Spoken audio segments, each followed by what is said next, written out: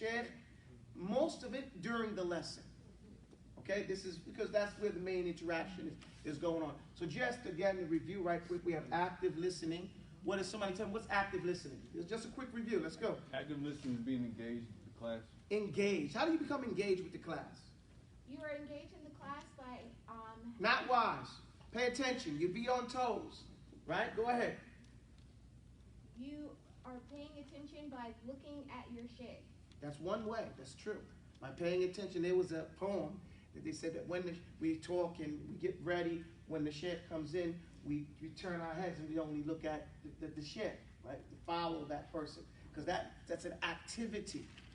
People think, and it goes to the next one here, focusing and forgetting. You know, people think that a lecture is just the student absorbing, right? That's what the picture of it. The teacher's lecturing, the students are sitting there as though they're just sponging up everything. No, there's an activity going on there. There's an activity. The student is following. If the teacher moves, then the student gets to move with the teacher and see something. If you just stand still, then the eyes are going to get bored. Does that make sense? No. Yes.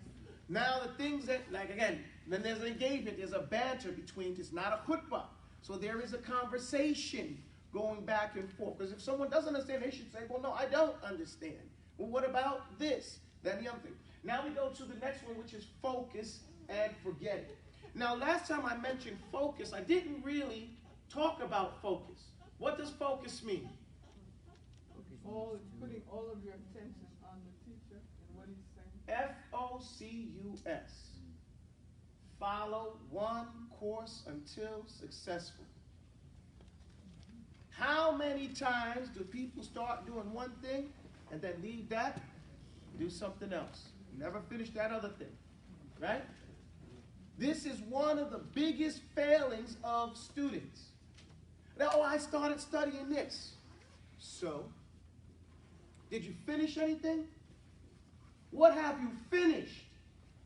And what you finished, what can you do with it, right? Oh, I read that. Because we, as a polyglot, we make fun of people who, when you ask them if they speak a language, we call them time carriers, right? Time watchers, or like this. What does that mean? They say, hey, man, you speak French? Oh, I've been studying French for 6 years. I didn't ask you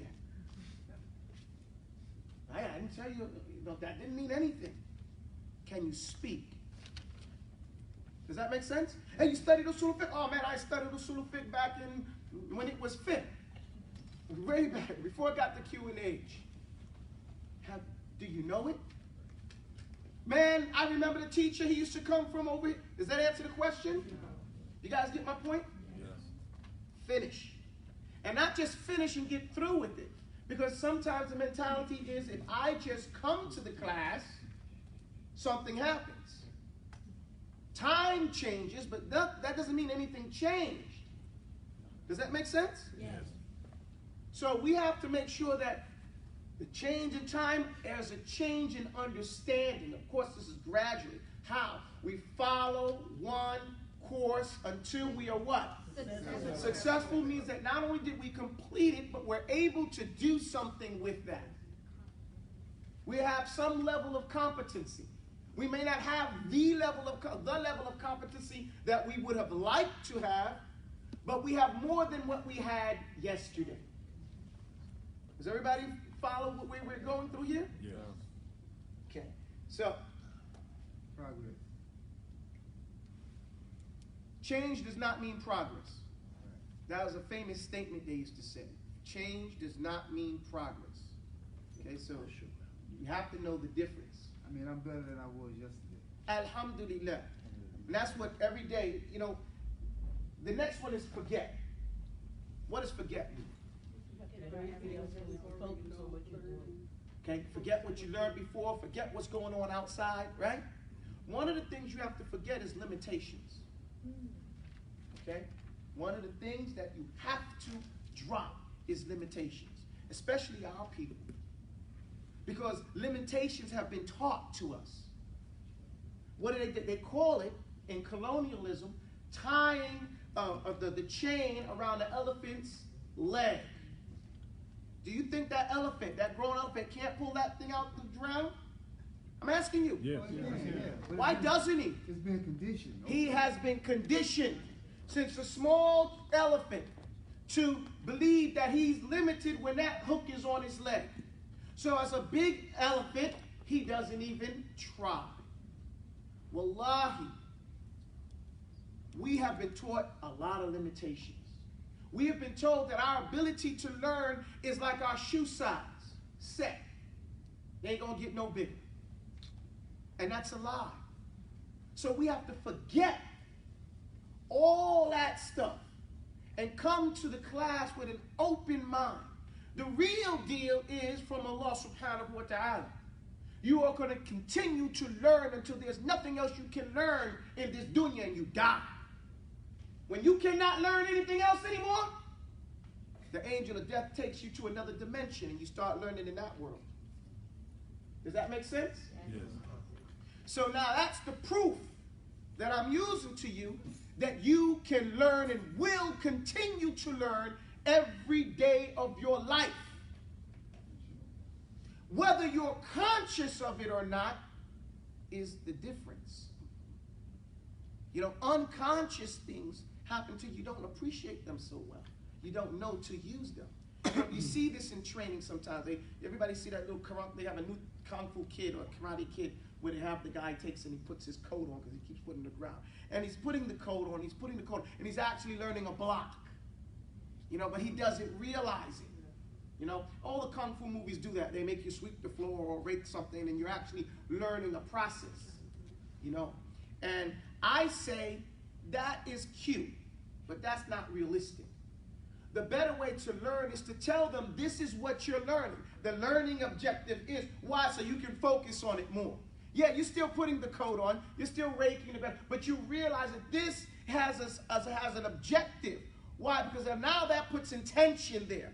Intention brings more energy, right? Yes. Now you're focusing every fiber of you to do whatever it is. Also, it's developing long-term memory. Remember I said before, we have to learn how to remember. You go to school, they don't teach you how to remember. And that's why you don't remember. One of the reasons. Now, memory or remembering is the opposite of forgetting. And the thing is made clear by its what? Opposite. Okay. So when you forget everything that you thought of before you came into the class, and you now focusing on me and the baby, okay? Now, how do you remember that? That's, of course, you have to forget so that you can be open to learn. Sometimes people feel overwhelmed because their cup is full. They got all the stuff that they've been self-learning, and it's in the way. You get my point? So you have to say, listen, I'm not even going to pay that no time. I'm emptying the cup out, and I'm going to come in and I'm ready to accept whatever this guy's going to put in there. I'll analyze it when I get home with all the stuff I got. You get it? Now I throw it in and see what it makes out, and now add that stuff in there, see where it fits. It's a jigsaw puzzle. But right now, what I want you to do, to understand, is an equation. I'm going to erase this one right here. And I'm going to erase this one right here. But that's where we're at. The equation is this.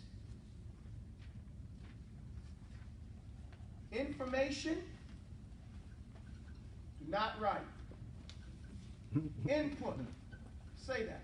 Information from input. Plus emotion. Equals long-term memory. Long-term memory.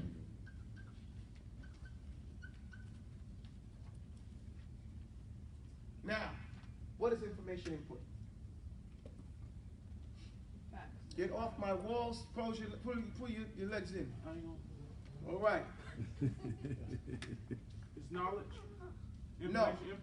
Information is not knowledge. What's the difference between information and knowledge? Information. What? Information is the no. Data. Thank you, Jazakallah khair. He beat you to it. Yeah. It's just data. Yeah. It's just facts. If information was knowledge, the United States would be the biggest sheikh in the world. Because we have all these computers, we have all this information input systems, right? Yes. We have, if you go to the colleges, we got the tombs. Anybody who know about that? You go to university, they got these floors and floors of books and books and books that they gathered and everything. Does that make them shiu? No. No. Google is a sheikh. We make a joke about it. No. It's just a number. Okay? So, the difference between information and knowledge is beneficial. Knowledge is information that you have that you benefit from. That you can and are using. Because knowledge is not information that you have that you're not using. You're gathering information all day long. When you walk down the street, you hear everything. Right? You hear all types of things, but you don't pay it no attention. Because you don't need it at the moment. And if you were to focus on it, then you'd fall down because you wouldn't see what's in front of you. So you sift it through and only use the stuff that's beneficial for you to use while you get to your car, while you're driving your car, and those things like that. Does that make sense, everybody? Yeah. Okay, so information input is what now? Because we didn't answer that question. It's not knowledge, man. It's data that you gather. It is what it's information. No, you can't give, let me teach you a rule here. Let you come to class. You cannot give a definition with the same definition. What is not what? Standing. What is standing? Standing. You haven't described. You have to describe using other words. Okay? So information, we're going to use it as data. What is input? Data that is How you gathered. receive it. Receiving, gathering. Okay? Storage. No, that storage is here. Is memory is storage. So information input is the moment that you are receiving or gathering some data. As the teacher is teaching. You find it? You got me now? Yeah. Yes. This right now is information input. What we're doing here. You're gathering data. Whether it becomes knowledge is up to you. Yes. Does that make sense? Yes. Not YouTube. You.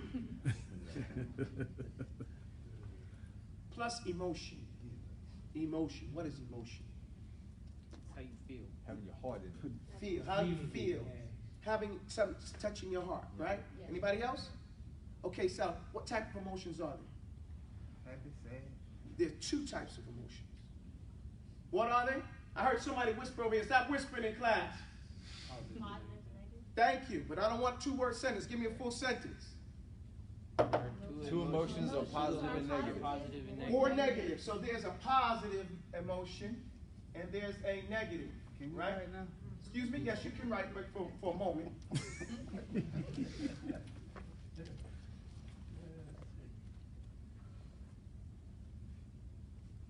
Okay, that's enough writing. Pick it up. Now, there's a positive emotion and there's a what? Negative emotion. Now, when you get into negative emotion, it's all tied to the heart. Both of them affect the heart. Okay? When you have a negative emotion and it's tied to that information input at that time, it's still a long-term memory. Right? We all have memories that we don't like, don't we? Yes. Negative that we don't want to remember, do we? And even though we're trying to suppress those bad memories, don't they pop up? When there's a trigger, when something reminds us of that event, that moment of emotional input, because that's what we remember, the moment of the informational input, the data, the situation. Does that make sense? Yes. Yes. Okay. Now, what triggers that? Something that was attached to that moment. Something that smelled like, looked like, reminds us of, or similar to the moment of that informational input. That event. Is that fair to say? Yes. Okay, so that negative side, even though we try to hide it, when something else happens that is attached to that moment, we remember it. Yes. We try to suppress it. Sometimes we might even get upset and not realize why and what's setting us off. And we may need a psychiatrist or a psychologist. I forget which one don't give drugs. You know, Psychologist. psychologist. Yeah, of course, the psychologist is going to say that. A psychologist to come in and tell us and talk to us to see how we can attach it to this, that, and the other. guys follow me? Yes. Okay. Positive.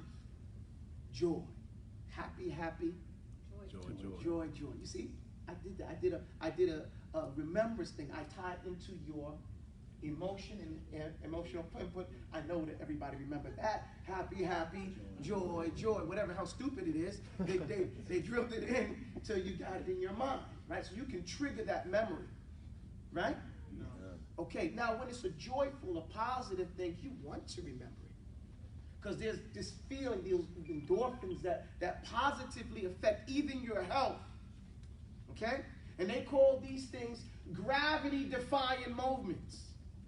When someone is happy, they defy gravity. How do you defy gravity? What do? You're sitting down watching a game, and your team scores. What do the people do? Stand up. Ah! They defy gravity. Children, they show you all the time when they see their parents come in the door, wow, happy, and you like that till they become teenagers. Then it's another, you busted me, right? You're back. Anyway. But they defy gravity, right? People are happy, they stand up, they smile, they put their hands up. These are things, they sit up when they have a positive thing. So the positive things affect you in a good way, make you light. Okay? They make you light. And so you want to remember that. You want to feel high, right? From that lightness and everything. So you try to remember that. So, your state of mind at the moment of the information input is important and vital for how you're going to process that information. Does that make sense, everybody? Yes. And so it's beautiful that the Islamic institutions were originally in the masjid. The masjid has a sense of tranquility, right? Yes. You come in and automatically stress. It's set up to make you leave that other stuff alone. You come in, you pray 2 rak'ah or catch up on the salah that you missed, right? At the time of the salah.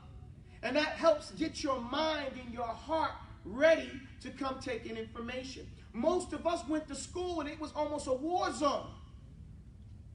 I know when I went to school, and I'm a 60s baby, I never had one black male teacher ever when I went to school from 1st grade to 12th grade in the United States. Not one. And the only reason I had some black women teachers were through 7th and 8th grade because I went to my mother's school during junior high school. And outside of that, I never had a black woman teacher. Does that make sense? Yeah. And we weren't allowed. Even though segregation was supposedly over, we still had to sit in the back of the room. We still couldn't call out where the other cat could call out. And he was good, proactive, but if you called out, you got a 0 for the day. It was palatable. So how do you think the learning took place? To those people who had their fathers to force them to stay in the school, they might have learned something. Or they might have been turned off. Those who got sick of it, couldn't articulate it, left. And they're probably still locked up. Or dead or on drugs. Or suffering through some psychological damage due to the emotional memory of that information input. And in New York and those places like that where there was a lot of shootings at schools, tie that into the information input, let alone those who are 10 years older than me who weren't even allowed to go to particular schools, like down here in the South. You guys get my point? Yeah. So alhamdulillah rabbil alameen, and see how somber the room got? Because I triggered bad memories. Well, I didn't know it was that bad. It was supposed to be a getaway in up north. And that's what you think. Yeah, And you see, and this is the mentality that we're taught. This is again a mentality. This is like we think we had it bad because we were in slavery, and that's what the people who were colonized think. But we don't know how bad colonization was in Africa. You get my point? Like Mali right now is still paying France for buildings that they built in slavery through slave labor. And they're paying France rent for them. Isn't that something? Yes. I heard about that recently. I'm sorry to interfere, but I got to say this. heard a black African woman on a video talk about this contract that the colonizers made before they left, where they supposedly were getting their independence during the 50s. They had to sign something.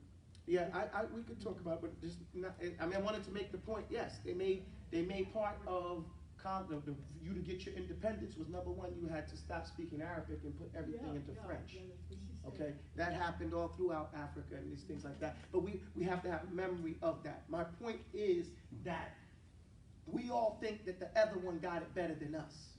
That's what we've been taught, and that's what's been taught to us to divide us. Okay? Which goes to my initial meaning that we're a community. We all have to understand that we all play a role in our communal success. Does that make sense? Yes. Okay, because we all got the same crusader. He's just got departments. Okay? So, what I want you to focus on when you come to class is your emotion, your state of mind. Now, this is actually part of the adab of the student with his companions. It says, basically be a thermostat, not a thermometer. Say that, please. Be a thermostat, not a thermometer. You can write that down. Write this down. Finish writing this down. Because that adab comes from the adab of the student with his companions. But I want you to write this down because it affects this rule too. Okay? See, they're all intertwined. Your adab with the sheikh is your adab in the classroom. Your state of mind in the classroom, you control that. Your state of mind with your companions, you should practice that and be a thermostat and not a thermometer. What you looking like that? What's a thermostat? I know what it is, Sheikh. I'm trying to Understand? That's why I didn't tell you, because I want you to think about it. You set the temperature. You set the stage, right? Instead of Not wise. do you? Keep trying, brother. That's all right. Sweat blood, man. Make the mistakes here. Do you set the stage where the thermostat is where you set the stage or the Not wise. I don't want to hear no ums. Think about what you have to say. We have to practice speaking clear our mind. Think before you speak, not in between. The thermostat is where you set the stage or the mood. The stage, the tone, the temperature. Right. The temperature is the tempo. What is a thermometer? It gauges the Not wise. Thermometer just gives you the reading. It reads the vibe. It reads the temperature. Someone else has set. Right. Thank you, brother. It reflects. It reflects the current temperature. And that's what we've been taught to be. Thermometers. To reflect the temperature set by the kuffar. You are a terrorist or under suspicion. So walk around now with that emotion, that temperature, and now you have a doubling of gravity. Can't pick your head up, right? Hard to get out the bed. Does that make sense? Because now gravity has doubled on this individual. So you set the temperature. That's what a thermostat does. He controls the temperature that he has in his environment. And he doesn't allow anyone else to set it. What would it look like if I come to your house and turn the heat up? It's August, North Carolina. You got a problem. You got to go wrong. I wouldn't even be thinking what he got. I'm going to turn it back, right? Yeah. Turn it back down. Then deal with that other individual. Kick him out of the environment. But now that's what you have to, that's what we talk about the adab of you and your companions. That's what you have to do. No one can't come into your airspace and control your environment. Come here.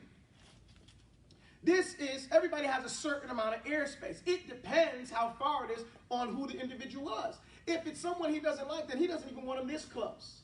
Right? I've now invaded. But if he's cool, then we can get in each other's airspace. Now, once I'm your friend or your so-called friend, and I get in your airspace, if I change the temperature, like going into your house, and changing the temperature to make you uncomfortable, what do?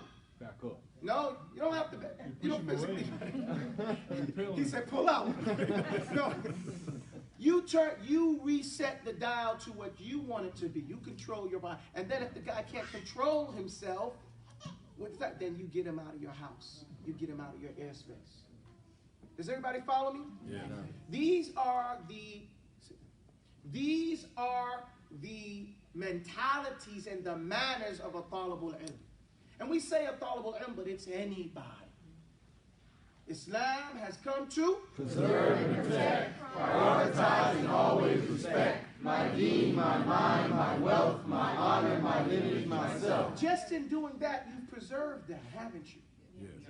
You preserved your deen. Someone comes up to you and says, man, I can't stand so-and-so. Did you know what so-and-so? Now he's throwing all his ghibah and you gotta listen. Do you gotta listen? No. Well, I'm polite. I don't want to cut him off. No, that ain't polite. I don't want to stop him. He's slapping you in your face. You'd stop him then, right? Yeah, that's right. His person is dragging you down into being in a conversation of ghibah. You get to sit and listening. That's when you interrupt. He say, hey, so-and-so never said nothing bad about you. Right? No. Well, I don't know nothing bad about him. Please, I got to go use the bathroom. Just to get away from him. And it stay a long time. That's what Mrs. Manners used to say. If you guys are old enough to remember Mrs. Manners, you know how to get out of those types of situations. You know? So we have to develop our tactics for all types of things. Now, people are going to waste your time. Do you allow them? No. You turn it to the temperature that you want it to be. And if you cannot, if you're not man enough, not woman enough to do that, understand the ramifications of not doing it. Understand the ramifications of it. And then you don't want to ask why you can't focus. You carrying everybody else's luggage around. You let everybody else come and turn the temperature on you. And if we can't control the temperature that we have, our own temper, how are we going to control our house? How are we going to control our lives? How are we going to control a community? How are we going to grow? We have to grow piece by piece. Small things, small thing. First, me. When we talk about our circle of influence, who do we start with? Myself. Capiche? Fine. Now you guys finish writing this down? Yes, sir. You understand it? No. Write down, be a thermostat, not a thermometer. Be a thermostat, not a thermometer. Remember, put that off for the adab of the student with his? Shit. No. Zamilihi, Zumala'ihi, his companions, right? Now, anybody that's around them. There's a difference between a friend and a companion. Understand the linguistic difference. A companion, an associate, is not a friend, necessarily.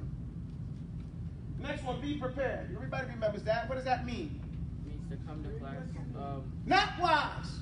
Have the necessary resources that you need for the class. Before the class. Right? Before. They used to say back in the days, if you want to be on time, you have to do what? Come early. Before time. You want to be on time, you be there before. When I was in the military, if I was waiting for somebody, let's say I had an appointment at 8 o'clock. At 7:45, I'm like, where is this guy? I start feeling like, man, this guy's standing me up. Start feeling all the time. I lost it because then you get out and you find out there's a thing called CP time. I never, don't teach you that in the service. Right? When I was 17. So I was 20-something and I get out of the service and I'm waiting and waiting. I'm saying, man, what you waiting for? They're going to show up if they on CP time. I'm like, CP time? That means whatever. Whenever they show up. Today in Africa, they say, hey, I'll be there by Asr. Okay? Maghrib will show up. And, right? They might come the next day and be mad about you. Wait, where you at? It's okay. But that's not healthy. That's not what we learn from Islam. What we learn from Islam is the adhan. When you hear the adhan, you're supposed to start getting ready. You don't go make wudu when you hear the iqamah. In fact, if you knew the adhan was coming and you should have got up and made wudu then. Does that make sense? Yeah. Be prepared. You don't build your shield on the battlefield. Write it down. You don't build your shield on the battlefield. Please say it. Don't build your shield on the battlefield. Why not? It's too late. A little bit too late. Too late, right? And you don't know if it works. You didn't have time to test it, right?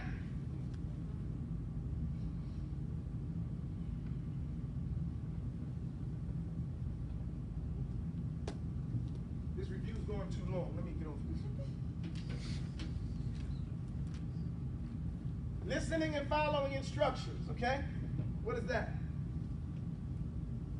Listening and following instructions means that you do not push back to not wise.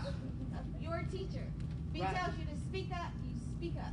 Whatever he tells you to do, you do. If you can't trust him, if you think he's going to disrespect you and dishonor you, then you get away from that teacher. Okay? But you don't resist. Because resisting is going to injure the whole environment. Okay? So we have to listen and following instructions is the definition of obedience. What does it mean to obey? To listen and follow the instructions. Does everybody follow me? Yes. Okay, the next one is writing what benefits you. What does that mean? Anything that benefits you. Speak up, please. What benefits you as an individual, you write down. That's right. If the teacher tells you to write something down, then you write that down. If the teacher doesn't tell you to write something down and you find benefit in that, then you write that down too. Okay? I may tell you I don't want to see you write, but still, if you ain't cheating, you ain't trying. Okay? Serious? If you ain't cheating, you ain't trying. Why? Because that trying to get it down is going to make you pay attention to see how precious it is. Does that make sense? Yes. So write down what benefits you.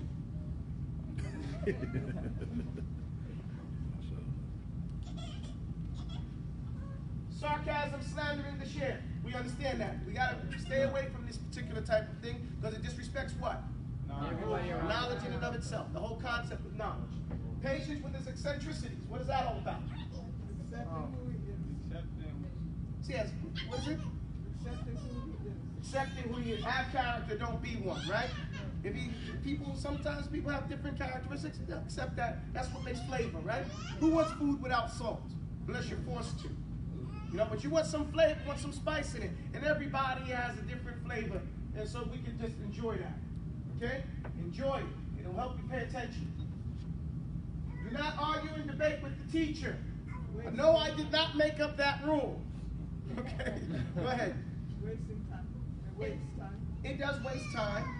It does waste time. But, sorry? And it doesn't show respect. Not necessarily. Someone arguing and debating with teachers is not necessarily trying to disrespect the teacher. It's different than being sarcastic. It's just it might be an eager beager. You know, you just might be eager, trying to understand, but it does hold the class hostage. Okay? One individual, and I've seen it sometimes, one individual can try to hold the class hostage, and the teacher has to, at that point, stop that. Okay? No more hostage negotiations. You know? Take over the classroom because the classroom environment is sacred. And you have objectives that you come through and you want to get them through. You don't want to drag it out. Okay? Does that make sense, everybody? Yes. Okay, what does it say next? Or say. So say. Right. Because if you say, I know, then the teacher's going to shut up. And you're going to miss out on what he might have said, where it led to. Okay? And so that makes you lose something. You don't know what you don't know. Remember we said, forget everything. Let it come out. Maybe you're going to hear something you didn't hear. Maybe you did hear exactly what you thought, so now it's confirmed. Now whatever you had in mind is even stronger because every teacher you meet says the same thing. But now what you learn is that must be a very important point if every teacher's saying the same thing. Does that make sense? Yeah. So there's always a benefit in hearing them out. Okay? And so-and-so said. What's the problem with that? the problem with that is that it's deflected. It takes responsibility off of you and places it onto someone else. That's one aspect of it, and you're 100% correct. But why is it also wrong? It can't be defended. No, that's not why it's wrong. The reason say it might not be correct. not even why it's incorrect. If it's so-and-so said that, and it's opposite of what the teacher said, because that's only half of it. It says so-and-so said the opposite of what you said. So what? It disrupt the class. It doesn't just disrupt the class. It makes the people doubt the information the teacher gave them. Okay? It maybe not belittle it, but it does emancipate it. It makes it look defective. That's the term. I'm trying to say aib in English. He makes it aib now. Like there's some defect with this because so-and-so said that. Well, the rule is, if you're in a class, of course, no one thinks that you're an idiot and you don't know anything, okay? So obviously you have some ideas. Does that make sense? Yeah. Now the teacher gives you some other ideas. Maybe some of them clash. So then you trust this sheikh that told you that, and you trust this sheikh that told you that. Then choose. Choose which one you think is the better idea based on whatever strength you put to the sheikh or whatever strength you put to their argument. And you choose the one that you think is the better one. That's your choice. So-and-so didn't say it to them. You get my point? Yeah. So let them learn on their own. And even if you're in a classroom alone with the sheikh, so what? Unless you're asking the sheikh, what's the difference between this idea and that, then don't say so-and-so. Say that I understand this. That's what we're talking about. Don't be deflective now and try to hide behind someone. Own up to it. Put some skin in the game. I believe the issue is like this. And then the sheikh will say to you, well, why? What's your proof? And if you believe in the proof of the other sheikh, will say, because of this proof and that. But you see, you got skin in the game now. Right, so I can take ownership of it by saying that, by saying for clarity, I take this, I was told this point of view. No, who cares what you were told? What difference does it make you? Think about what you're saying and the objective saying. If you believe in that statement, then own up to it. My position. My stance is this. Who cares who told me? Maybe I learned it on my own. I'm owning up to this. I believe this. Right foot goes first. That's my belief. If you say, well, no, left foot goes first, well, I believe the right goes first because, Allah starts off with the yameen. That's how I believe yameen. And the right is, and I give my argument. Does everybody follow me? Yes. Now, if the sheikh comes and says, well, actually, blah, blah, blah, whatever it is, okay, I submit or I don't submit. But that's something that is to be said. Don't say, well, so-and-so said, Ahmed said that you're supposed to start with the right. I just threw Ahmed under the bus. Now, anything I say, the other sheikh says about that, he said Ahmed was a fool. You get how it goes now? Yeah. Ahmed don't know what he's talking about because he's starting all this fitna. When the sheikh wasn't attacking the other sheikh. You see how we go with that? Yeah. If you just owned up to it because, maybe the sheikh Ahmed didn't say exactly what you said. Or there was an angle in the context. But now we got all this fitna. Now Ahmed went got his stuff. He's looking for Abu Taubah. Right.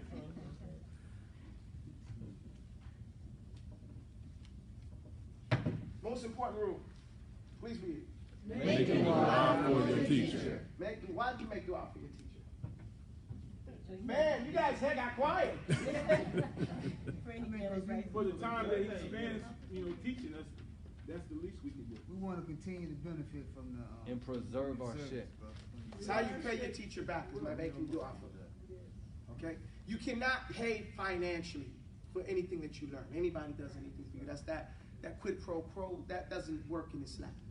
Okay? But the thing that can benefit the individuals is you making dua for them. Even in their grave, it benefits them. And it's the sunnah. We see that they used to be busy saying, Rahimahullah, Sallallahu Alaihi Wasallam. Right? Radiyallahu anhu. We've been taught to make dua for those people because we're learning from them. Right? We're getting everything from them. And so we should constantly make dua from them and those in front of us. Okay? Because we're all standing on their shoulders. Does everybody follow me? Yes. Okay. And So, you also benefit of that. of course, you benefit yourself. Of course, it's reflective. It's a circle. You make dua and the angel says what? وَلَكَ مَا طَلَبْتَ. And you get exactly what you're asking for. Okay? And وَلَكَ كَذَلِكَ. And you get the same thing. So it's all going to benefit you. It's all going to benefit the other person too. Okay? We good? Yes. Now, we were in the midst of going over the adab, the general adab of the talibul ilm. Now, I might write, you can write some things on the board for me, Ahmed. Come on up.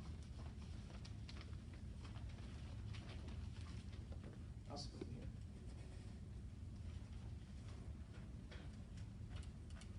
Is everybody ready? Yes. Now, remember, these are general, and they fit in the whole structure of the five. And what are the five usul al-adab of the student of knowledge? The student with himself. Louder, guys. The student with himself. The The adapt is a student with his sheikh. The adapt is a student with his classmates. The adapt is a student with his daughters. And the adapt is a student with his life. Life as a student, but you know, that's how it comes off, the life of the student. But does he ever stop being a student? No. You get the point? Yes. Always ever learn. Always ever learn. One sheikh said that you'll really never become a scholar till you can learn from, I say it like this, from a bum and a sheikh. You know, from like the lowest person in society to the best person or whoever.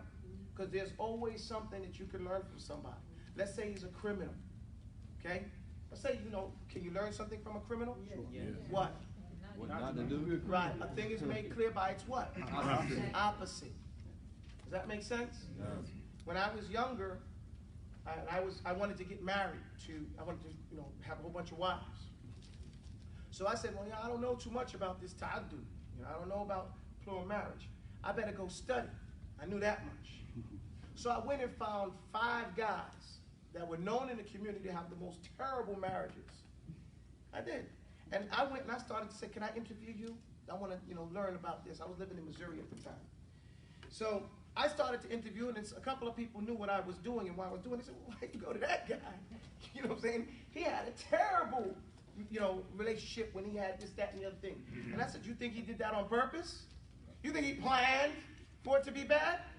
No, and now he's the most knowledgeable person to know the details of where and what went wrong. And nobody sat down to ask him. This is what these guys told me. I wish somebody would have asked me. I tell them because they see things and they gave me so much perspective that benefit me tremendously. A thing is made clear by its opposite. You know, and if we can look to see where we can gain, we can always benefit. Always benefit. But if we look to see what's wrong, then we'll always find something wrong. It's all about what you perceive. We're really not arguing about what we see. We're not debating about what we're looking at. What we're debating about is what we see. You ever hear that expression? We could all be looking at the exact same thing and never argue about it, but we see things differently.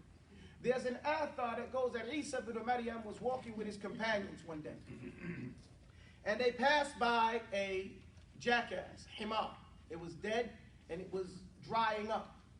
And so one of them said, oh man, let's smell that stench of that rotten corpse, you know? And another one says, man, look at the bones, all bones and dried up and everything. And then they turned to Isa, your turn. You know, like the time he said, look how shiny those teeth are. You see the difference? Oh, if we got to make a comment, does it have to be negative? No. We can, and this is from the adab of the student in his life, he's always amazed by the creation of Allah. You know, be amazed by what you see in the world, in the dust. Look for the beauty in it, and you will find it. Does that make sense? Yeah. Look for the gems of knowledge, and they will come out. You look for the stink, and you'll smell it. No, dead up. You know, this is the way it is. So it's all about your attitude. Again, that's that part and parcel of setting the thermometer, right? Setting the tempo, and not letting anyone else change the temperature. Okay? So here we are. I believe we mentioned the issues of لَن تَنَالَ الْعِلْمَ إِلَّا بِسِتَّةٍ, the 6 things you'll never acquire knowledge except with 6. And I mentioned that there was ذَكَاءٌ وَحِرْصٌ وَاجْتِهَادٌ وَبُلْغَةٌ وَصُحْبَةُ الْإِسْتَاذِ وَطُولِ الزَّمَانِ. We said that there was, you know, being intelligent, which I say imaginative, right? Hirsun, having energy towards it. Ijtihad, striving and being proactive. Bulgha, having enough money to make it happen. The minimum amount that it needs to make happen. Being in the companionship of this teacher. You can't keep missing classes and expect to learn, right? And tul zaman, spending a lot of time doing it. Now, I also mentioned that there are 6 different levels. Husnul su'al, having a beautiful question. Husnul insat, being a beautiful silence. You know, silence has noise. Did you know that? Sometimes you could be being silent and it's very noisy. It's filled with the air is thick because there's anger there, right? There's everybody's walking on eggshells, not to break the silence. And then there's this a beautiful silence where everybody are enjoying each other even though they're not speaking. What type of silence can you have? Does that make sense? Yes. So husnul insaf. Some people are so busy-minded that as soon as they sit down, they fall asleep. Well, there is an issue with your chi energy. If as soon as you sit down, you're passing out. Well, then you need to check what you're eating. You need to make sure you take a nap, you know, at a particular time, go to bed at a certain time. Stop listening to the radio and the TV an hour before you go to bed, and the first hour then you get up. People get up, and before they say, Alhamdulillah, they look at the time, the what do you call it, the machine, what is it, the phone thing. Who called me last night? They're getting their messages. Man, don't do that. That's going to throw off you. It makes you less human, right? Because you're dealing with all this inhuman things. So, husnul insaf wal husnul istima', and a beautiful way of listening, being engaged with the listening. Watch the lips, the mouth. Look at the forehead of the person that's speaking. And that'll help you. Read the body language. As I stated earlier, the body speaks more than the mouth. Okay? If someone's sitting there talking to you and their feet are turned away from you, they want to go. No, this is serious. No, that's right. This is one of the feet are the most honest body part. Because they're on fight and flight at all times. And they never learn to lie. But the face is a liar. You get taught very young, smile. I said, smile. That's your uncle. Right? And so the child learns how to, right? He learned how to do it. So the face is trained early to hide how it feels. When do the feet learn? Hardly ever. So watch the feet of the people you're dealing with, okay? And it'll tell you if they want to go. He's talking to me, and I'm like this. Oh, yeah? Really? I'd like to hear it. What's my body saying? I want to get out of here, you know? So those are different things. Husnul istima', you're listening beautifully. Husnul fahm, having a beautiful understanding. How can you get a beautiful understanding? What I said earlier, looking for it. Looking for the jewels instead of looking for the caca. You know what I'm saying? Does everybody follow me? Yeah. Al-hifz. I mentioned this before. What is hifz? Memorization. Memorization. Memorization is key. And ta'aleem, studying it, learning it, and sharing it with others. Okay? Go. Remember we taught we poetry in motion? You got to do that all the time. That's what the classroom should be doing. You guys should get here as early as you can, 6:30, and be sitting down and going and reviewing the lesson and explaining it to each other. Putting on a performance for each other till it's natural, till it's easy, through the uncomfortableness and the stiffness breaks loose. Does that make sense? Yeah. And if you don't do it, you're going to have to go through it when you try to use it, and it's going to be stiff. Now, and the last one was tamaratuhu, the tamaratuhu is the fruit of it, and that is what? Action, acting upon it, and preserving it, mura'atuhu, you know, because now you know what it is, you know how to take care of it, right? You know you can't take something precious and put a brick on top of it, because you know the nature of it. It's going to crack, it's going to break. Okay. Now we're on Hilyatul Talib al-Ilm, the next section. But I put this here. I think I put this here as to hold the page. Tahalli. Now some of these are redundant. Tahalli bil husn al-samt wal-hadd al-salih min dawam al-sakina. Always be in a state of mind of being tranquil, peaceful, having a peaceful state of mind. You know, they show on TV and they show that, what do they show? The old Chinese sage. Anything crazy, he doesn't lose his cool, right? Right. He's peaceful. He's all cool about it. That's what, why does he have that? Because he has knowledge of the qadr of Allah. Not that guy, but you get my point. It's like, okay, today ain't the last day. As long as it ain't Friday, we didn't get smoke on Thursday, you know, the Mahdi didn't show up, then there will be a tomorrow, right? I may not be there, but there will be a tomorrow. And we should know that better than anybody else. Okay? The signs of the last day haven't come, then this is not the last day. So, and if it is my last day, what I'm worried about it for? What I'm worried about that for if it's my last day. So be cool. Really be cool.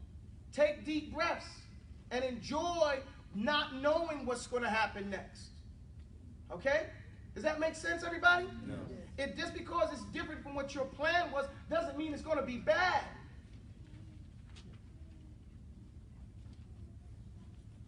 Al-waqar wal-khushu'. Al-waqar is to be like reverent. Write it down. Reverence. To what they call a reverend, right? He has a state of being about a presence of him that he's not a joke. Does that make sense? There's a rule. This goes into, again, the adab of the student with his companions. Man akthara min shay urifa bi. Write it down. Man akthara min shay urifa bi. Please say that. Is that the second one or the first one? This is the second one, but we're just writing certain ones down. He's going to reading them to you. We're just exposing. This is just exposure, familiarization. Man akthara min shay. Min akthara min shay.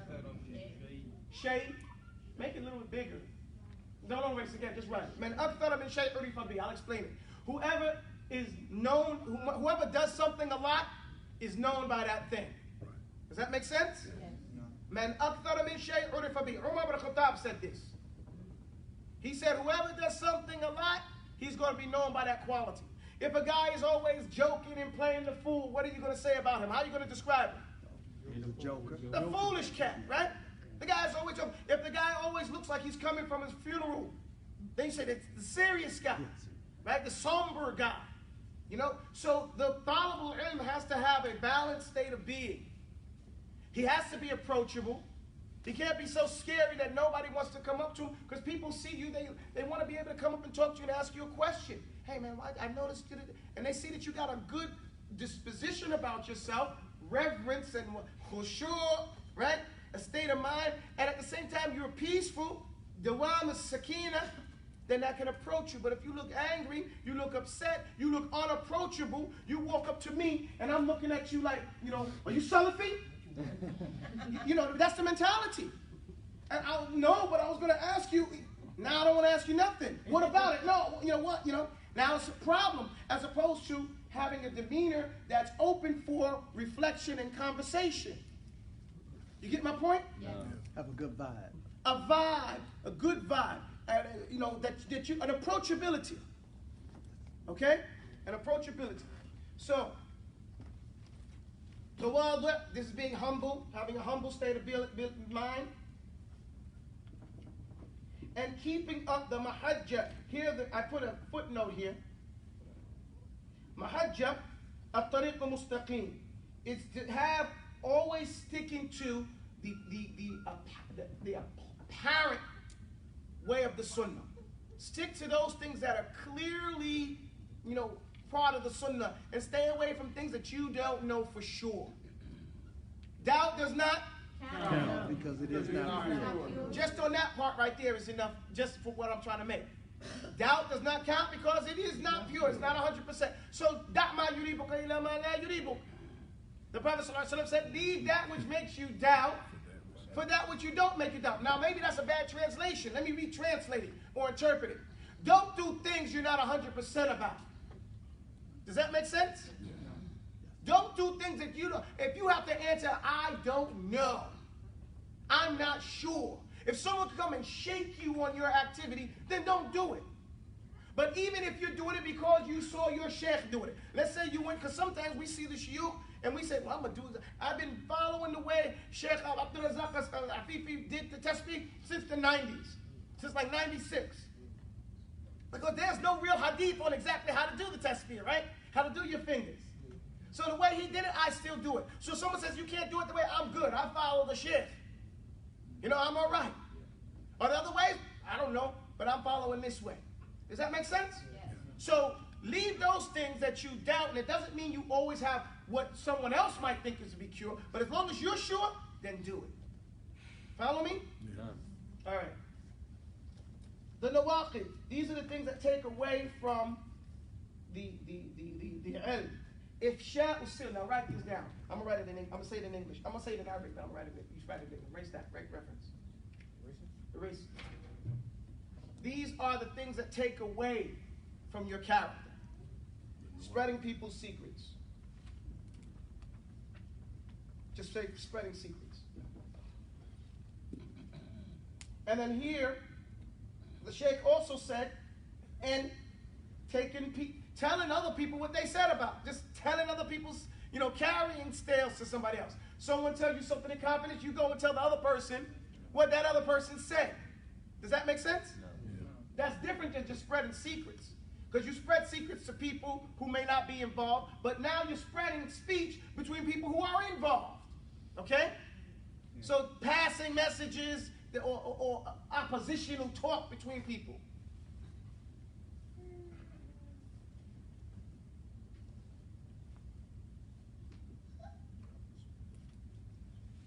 Spreading linguistic fitna. Does that make sense? Linguistic fitna. Yeah. Just talking, spreading nonsense. Okay, number 3. Bragging and being a smart mouth. Bragging and being a smart aleck. You said these affect the students. This affect his character. Take away from his character as a talib ilm. Bragging and being a smart aleck. Lisana. Always got something slick to say. The Somali say the person with a sharp tongue usually cuts off his lips. You know what I'm saying? It's a good way of looking at it, right? No. Aleck with a K. So, what's a smart aleck? Anybody know?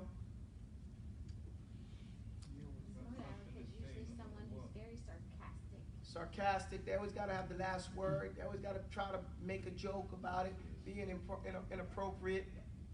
Say something deflecting, all that type of stuff. When you say you've done something before, they have to one-up you. You have to go, well, I did this, this, and this. They'll do whatever they can. Whatever it is, that is included, but it's more than that. They also take away, we call it a didda. In Arabic, a person is called a didda. A didda has always got some, you say, man, what a nice day. Well, really, it's not that nice because it's hot out, and somewhere it's raining. You get my point, what Google said,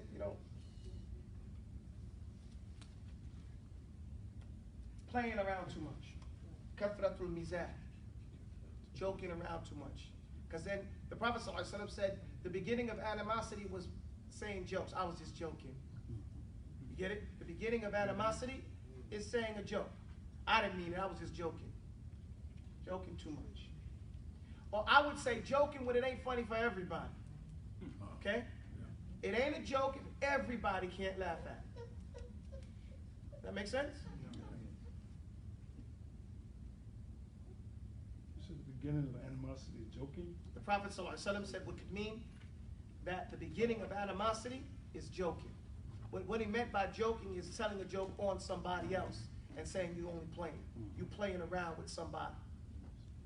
You don't even know them like that. I've seen it happen sometimes. People come up and say stuff and I'm only joking. You don't know me to joke. We can have fun.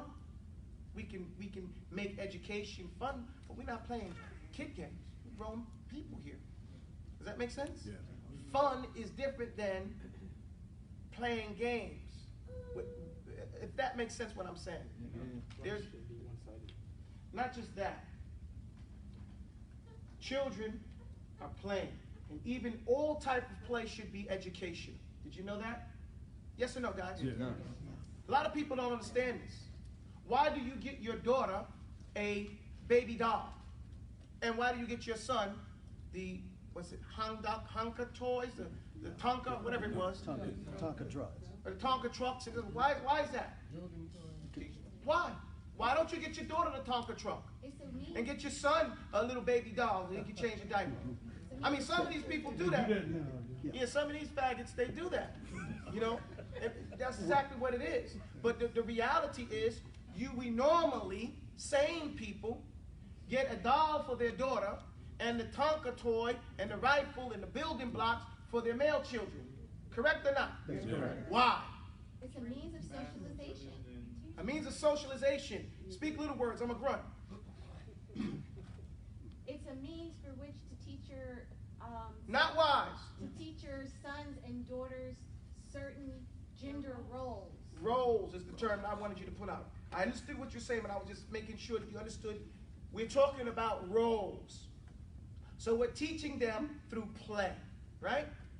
We're giving them at a very early age what you're going to need to know. You're going to need to know to play with this baby. Because you're going to, inshallah ta'ala, you're going to be dealing with this, and this is the normative role in society. Okay, doesn't mean that that's the only thing that a woman is good for, and that's what the Kafirs try to promote that in order to make the woman feel like, oh, they're misogynistic, right? They don't like, women. No, there are roles. You need to know about building toys and the rifle because you have to build society and protect and get a job. Okay? Get the point? Yeah. And the playing is to help to developmentally, by an age appropriateness, get used to your role in the society. Hence, she said the socialization of the children. Everybody follow? Yeah. So if that's what we do to children, then when we become adult, or what we're supposed to do, we should do it consciously. But the adults sometimes have forgotten what their role is in educating and teaching and guiding children. So we think it's just this mujarrid blanket idea of play, where the child just has fun and laughs, which doesn't help the child because children are obsessive. I was not joking when I said they're uncivilized. They haven't learned how to be civilized yet. You guys get my point? And it's true even up until teenagers, they're not as civilized as they are post-juvenile age. Murahik is what we call in Arabic. The term murahik is someone who's in turmoil. Okay? They're going back and forth. They're having all these emotions. They're trying to figure it out. Does that make sense? Yeah. So the term in Arabic is clear of what is going on, and it helps us to understand what and how we should deal with these individuals at an age-appropriate developmental stage. That being the case, then we should not be playing games or acting like children when we're not. We should not be insultive and joking on another person when there's no role for that in adult society. If we play, everybody is enjoying each other. Does that make sense? Yeah. And we just have to live by that. We have to have a regimented life. That's what a madhab is. I mean, a way of being. That's what the Sharia is. The path to the watering hole. How we live, our lifestyle as Muslims. That's our deen. And it preserves our honor, right? Yeah. Okay then. Joking too much. Playing games. The fifth one is الدخول في الحديث بين الاثنين. Getting in between people's conversation. Getting in between people's conversation. There used to be a mannerism, and you can keep writing, where if two people started talking and a third was there, the third person would excuse himself. It used to be a time where a person saw two people talking quietly amongst themselves, they would not approach. Or if they did come close, they say, pardon me, and say what if they needed to interrupt, say what they needed and excuse themselves from the conversation. Now some people are so blatant. They'll come and look, they see two people talking, and they'll walk up. You're not invited. Even if they stop, they'll stop talking, and they'll still sit there, And so the people try to still have the conversation. Now this person is stealing. Seriously. Why? Because the Prophet ﷺ said a conversation is an amana. Al-hiwaru al-amana. A conversation between ithnain is an amana. He can't tell, and I can't tell. It's between us. If I want to tell, can I have permission to talk about this? No. Does that make sense? Yeah. And we've lost the trust. Amana means you're safe, brother. I'm safe. That's what amana from what word? Safety. Iman, because I believe in you. You get my point? Yeah. I believe you're going to keep our amana, and I'm safe. You notice that, guys? Let's start living it. Let's go back to that. That's that good old-fashioned activity. Number 6 is al-hiqd. Hiqd is hating. Hiqd is hating on somebody.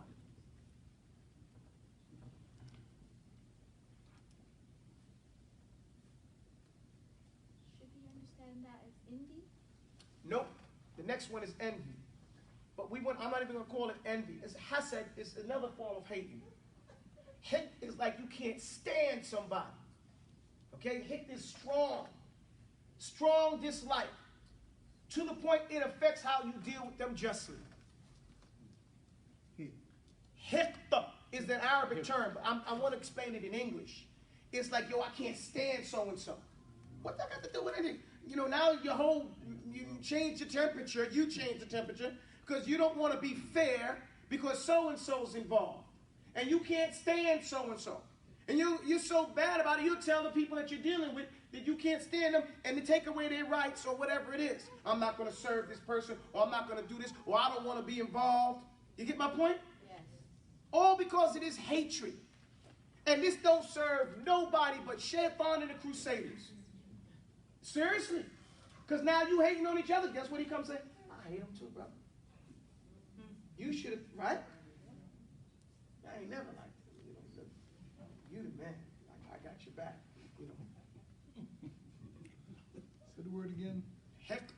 Ha off that. Ha off that. Is this hating like you? Is it your? Think about it before you speak. Is this hating where you are letting other people know that it doesn't have to let other people know, but sometimes they do. We've gotten so perverse that people speak about this. And sadly, what the other person's supposed to do. Astaghfirullah, billah. You get my point? You're supposed to check the taqillah. We're supposed to check that other person. Does that make sense? Yes. That's what our responsibility is. So, it's a strong dislike to stand somebody. The next one, 7, is al-hasad, hating. And probably hit comes from the person hating. Well, they're both hating, okay? I shouldn't use it. Hit is stronger than hate. Hasad is, what is it? Jealous. What jealous? Jealousy. See, a lot of people hide behind hating someone that they're jealous of that person. Does that make sense? Yes. So they won't say the hasad, but hasad is dangerous. So dangerous, Allah mentions it in the Quran, because it's to give someone the evil eye. Put that down. Jealousy, evil eye. So hip is more like I don't like him. Just don't No, like I said can't stand him. Isn't can't stand harder than don't That's like? harder than that, yeah. I don't like, Malice. you know, Malice is I can't stand. Which one is more severe? I can't So stand. because hating and jealousy is, I was just thinking that I don't like them. It's Jealousy more is so- different than hating. Okay? Remember, we're using Arabic terms. I'm only using English words to reflect on Arabic terms, so I'm using a bunch of them. And sometimes they cross over. Hasad is to give someone the evil eye because you want what they got, or you don't like that they got it. You want them to lose the barakah Allah gave them.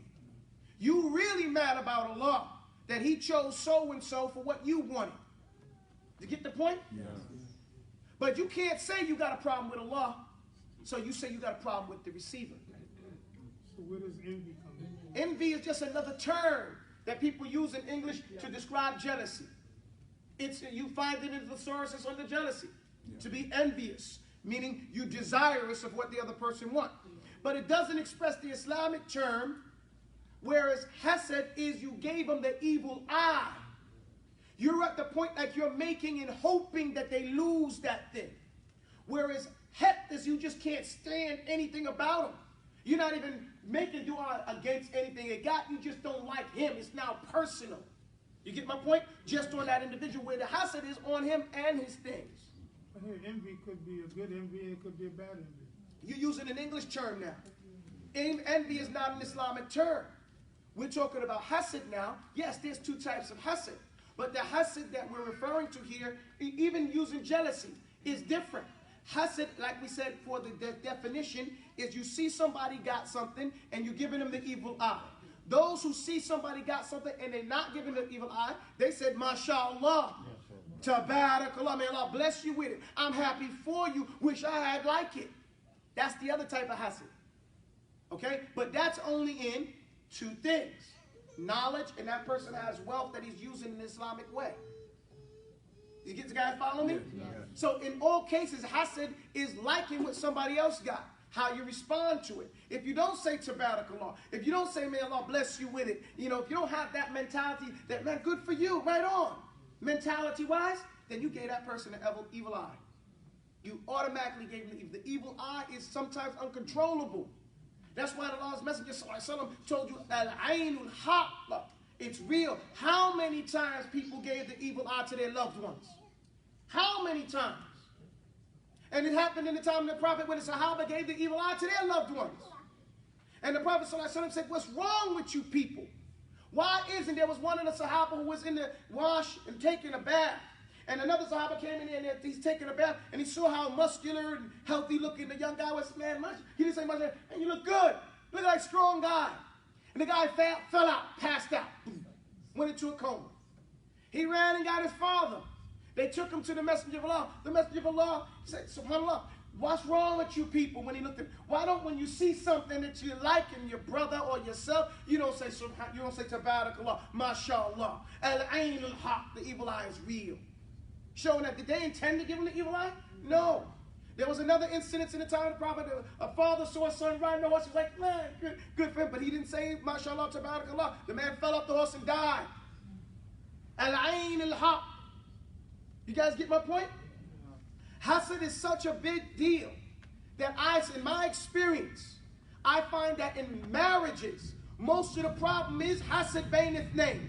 Each one giving the other one the evil eye. The wife was wrong with him. And the husband is like, and then they wonder what's wrong, why they can't act right. They're giving each other the evil eye. They're not making dua for each other. They're almost making dua against each other. Does that make sense? So al-ayn is real, and it's a lesson in and of itself. How easy that evil can go. But even our ancestors, our seniors, they used to understand it. The kuffar amongst them. I remember being a little boy in New York, walking down the street during November, and people be eating, because in November, New York, everybody goes out because they buying stuff, because it's between Thanksgiving and Christmas, okay? So people be eating, and there's a glass. They have to plate glass with us because they want everybody to see them eating, and you want to eat, right? You understand? And me and my brother, we be looking, and my mother said, "Cut your eyes. You better cut your eyes off them people. Don't be looking at those people's food. You won't mess up, make them choke." We be like, you knew not to look, because she understood you gonna jinx them people. They used to call it that. You gonna jinx them people's food, looking at that, trying to eat their food out their mouth. Yeah, old folks used to talk slick, but they understood the fitra of the ayn. Okay? So we have to start putting it in its proper context. I don't want to rely on these English terms. I'd rather rely on descriptions so that we can understand the description of the term. The only reason I'm not writing the Arabic term right now is because of the pedagogy of our teaching. We're going to get to Arabic. Arabic is its own subject. You get my point? That you throw on talabul ilm in this regard. So right now we haven't got to that point. When we get to it, you're going to be speaking Arabic probably in 40 days. Insha'Allah. Tabarakallah. If we do our part, right? If we do our part. Or if we make it long, 4 months. Right? And that's still not a long time. Inshallah. Tabarakallah. And you got to make dua for yourselves. That you don't give yourself the evil eye. Yes. You know someone who gave it to himself? Yes. That's why the Prophet ﷺ said, Prophet ﷺ said, when you see something in yourself and your brother, so you can give yourself the evil eye. You see yourself in the mirror, you're like, right on. Trip, fall back. Next thing, you say, Alhamdulillah, the one who make my character as beautiful as you make my creation. You get my point? Make dua for this, tabarakallah, mashallah. Number 8 is pessimism. Number 8 is being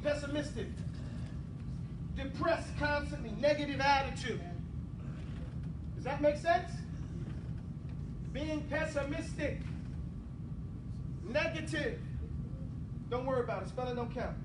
Right now, go on. Just write down. We got 2 more to do, and I got a good on the midnight train to Georgia. No, write down also negative attitude. Negative, depressed, negative. Write just like neg, N-E-G, N-E-G, period. And write depressed.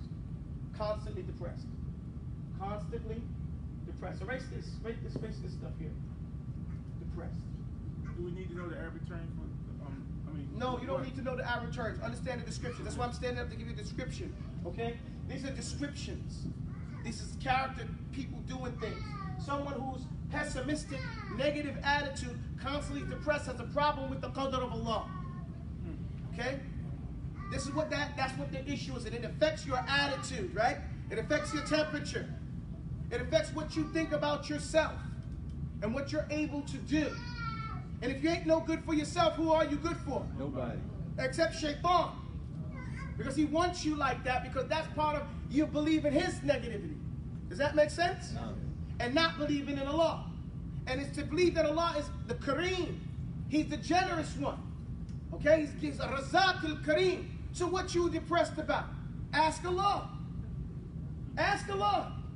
And it's the reason why it's a sin, because it's like Allah is likened to someone who's always giving. If you know someone's always giving and he's got millions and billions of dollars and you need 10 cents, what you worrying about for? Like that 10 cents is going to bother, like he's not going to give, and you see him already giving out $1 million. Does guys get my point? Yes. The description is what I'm saying. I'm not saying Allah is a person or anything like that for anybody's tripping, but my point is Allah is giving. And what, you think your sins are so big that Allah can't handle them? You think your situation is so difficult that Allah can't handle it? And that's why it's considered a sin to be so constantly pessimistic and depressed and have a negative attitude. Everybody follow me? Yeah. Okay, because to belie the grandeur and the positiveness that Allah brings, that Allah has. And if you want anything, if you really want it, all you got to do is get up at night and pray over it. You want it so bad, you don't want it if you ain't get up at night and pray tahajjud. And just ask Allah for it. When Allah says, at this time, whoever's up asking, I give him. Allah is shy. If anybody opens their hands up at night and making dua, I'm not going to let him pull his hands in except that I feel it. If you ain't doing that, you really don't want it. You gotta believe. 9, yes, sir.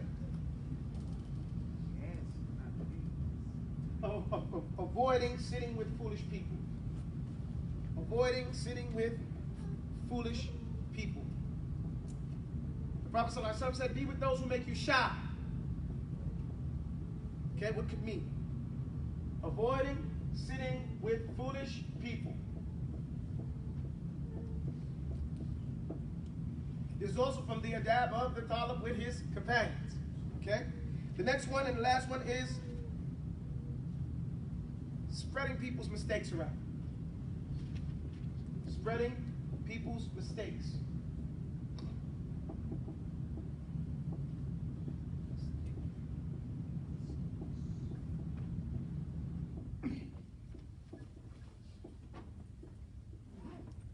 Please organize this.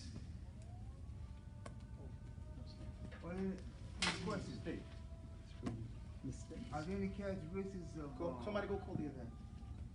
Yes? Are there any characteristics of sitting with foolish people? I mean, characteristics of sitting with foolish people is pretty clear. You know, anybody that you not... See, I've got to give you a lot of this stuff I said is general, right? But it spills into the usul of the adab of the student with his companions. You guys get my point? There are 4 types of people. And I'm not going to tell you about them right now. But because I don't want to ruin the lesson for another time. You know, and there are 3 types of friends. Okay? So, you know, when you get to the adab of the talib al-ilm with his companions, zumala'ihi, what you're learning how to do is how to weigh and assess the people in your environment. Qīmatul rajul ma ahsanu. The worth of a person is what they bring to the table. Is he a real friend or is he a fake friend? There's 2 fake friends and only 1 real friend. If there's only 4 types of people that Allah describes them, which one is he? Does that make sense? Yes. So, and like I said, I don't want to ruin the other lessons. I'm trying to get through what I took notes on so we can just the generality. It's vital and important that we spend this time learning the adab of the talib al-ilm. It is not a waste of time because it sets the tone for all the interaction. There is a joint understanding that we'll have now, right? As we go through our life together as tulab and in general.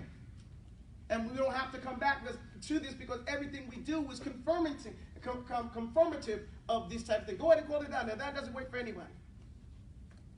Does that make sense, everybody? Yeah.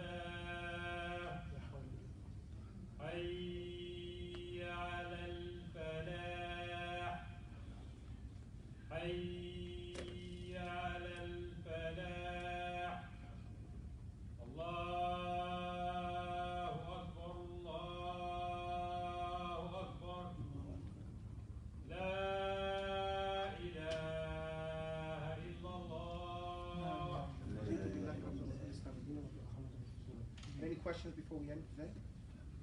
Yes, sir. I will be absent one day. I will be in the surgery. Please make me. Okay, so we have a sheikh. He says he's going to be in surgery on Monday. So we have to make our dua, and we also have to make dua for Matullah, who's not able to come to class. Please, ladies, don't just call her. Go visit her. You know, they visit. We're going to make dua, constantly make dua for everybody. That you know, we're having these types of things. We have to do more for each other. Alhamdulillah Rabbil Alameen. What I want you guys to do is organize these things right here. This is not a period of like, okay, we don't have any homework and stuff like that. You know, it's not at all. You're supposed to, at the end of the semester, you all have to produce a book. You guys know that, right? No? Uh-oh. Yeah, well. You know now. Yeah, I know. You know, yeah, okay? I will. But what I want you to do is to organize. What's the introduction? You have the introduction. What is the first usul? What is the explanation of that in your words? You can use mine in there, but you know. Then what's the second usul? Okay? Then what's the third one? Then we ended that, we went to part 2, the adab of the talib al-ilm. What are those? There's 5 of them, right? And then as we go through each one of them, there's certain things in general that I haven't really, I said you can take notes, but they apply to different. When they come up, I tell you which one it applies to, right? And then when we get to that particular section, I go through that particular section, okay? Now I went over 2 sections already, and I kept it short because these general things, you know, you start to figure out that they're cross-changing. They mix over and stuff like that. And then we'll get to the other 3, inshallah ta'ala, as soon as we finish these basic things. Okay? Does that make sense? Yes. Yeah. Then we have one, I see you. Then we have, at the end of that, part 3, which is, the part 3 is the first 10 questions. Okay? We already did that, so it'll be a nice review. Okay, over that. And then we end. It's over at that point. This particular dawra, or level, is done. The first level is done. The usul are gotten. Now we can move on. Does that make sense? Yeah. Now, I'm trying not to waste no time. But there are certain things we have to discuss to some level of clarity. Does anybody feel like I'm wasting time? No. And I'm not trying to go so fast that I lose anybody. I want to be like Harriet Tubman. Okay, get everybody to the promised understanding. Okay? Inshallah. Yes, sir. No, I'm sorry, she's here first. Yes, ma'am. You mentioned Not wise. Go ahead, bro. Not wise. Go back to the. Go ahead. You've mentioned imagination a number of times. Yes, ma'am. Should our intuition and imagination work in tandem with each other? Now, you said that I mentioned imagination a number of times, and then you mentioned another term, intuition. I didn't mention intuition, but one time. Intuition is based on education. Once you learn something, then you take an educated guess, which is called your intuition. Some of those I mentioned before about the mechanic who hears the car and says, yo, this is that, and the other thing's wrong. He didn't guess. That's his knowledge. Okay. You know, so intuition is based on knowledge. In Arabic, it's called farasa. Okay, farasa. This also gets to the adab of the talib al-ilm with his lesson. إذا لم تقرأ ولم تكن فاقها أو فاهما فموتك خير من حياتك دائما حياة بلا علم حياة مضيعة والعلم بلا تقى العلم لن ينفع إذا لم تقرأ ولم تكن فاهما. If you don't read and you don't understand nothing, then you're better off dead. فموتك خير من حياتك دائما. This is one of the first things they used to teach us in Mauritania. The Bedouin, the guy on the road will teach you that. And make you recite it if he gives you a ride. Okay? Seriously. Make you recite it, you know, over and over and over again if you're in his truck. Because we used to hitchhike, you know, down to get to the city on the Gudron.